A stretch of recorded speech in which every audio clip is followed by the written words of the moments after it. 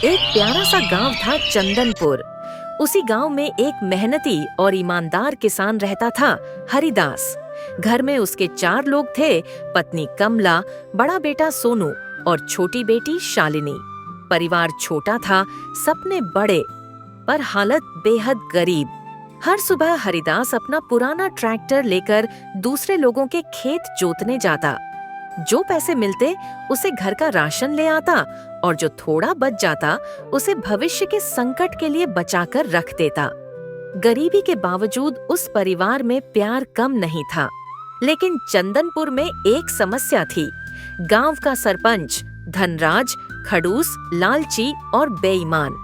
गांव में कोई भी आदमी पैसे कमाता तो आधा हिस्सा सरपंच को देना पड़ता, नहीं तो उसे काम नहीं करने दिया जाता।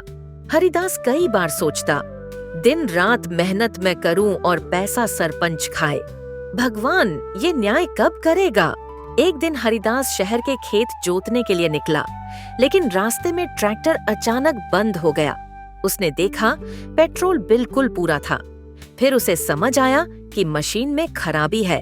उसने मैकेनिक बुलाने का सोचा, फिर अचानक याद आया जेब में 1 रुपया भी नहीं है। वो ट्रैक्टर के पहिए के पास बैठ गया, माथा पकड़ ढाकर अकेले सड़क पर हाथों की लकीरों को देखता रहा। और उसी वक्त उसकी आंखों में आंसू आ गए।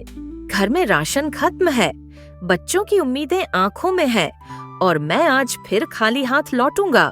कुछ देर चुप रहा, आसमान की तरफ देखा और कहा, हे भगवान, किस कसौटी पर अब और परखोगे?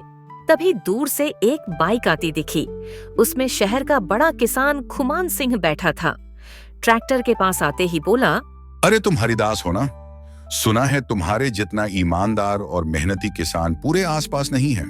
हरिदास ने आंसू छिपाते हुए कहा, साहब, आज ट्रैक्टर खराब हो गया, पैसे भी नहीं है मैकेनिक के, शायद मुझे लौटना पड़ेगा।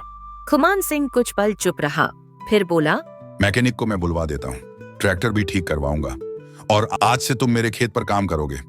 पैसे महीने के हिसाब से मिलेंगे, पूरे के पूरे।